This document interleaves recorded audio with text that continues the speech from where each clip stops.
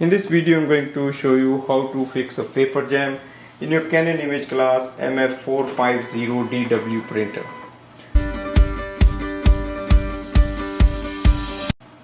When the paper jam takes place, you just have to go to the back of the printer. At the back you will see you can just pull it out and this side opens itself. Any paper that is stuck here, you can just take it out from this section. Once you are done, you can just close it. Go to the front side of the paper, have a look. If you see any paper stuck here, you can just take it out. Press this button. It will open the ink chamber. Take the ink cartridge out. And any paper that is stuck here, you can just take out from this side.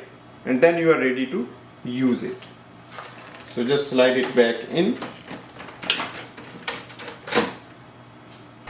And close this section.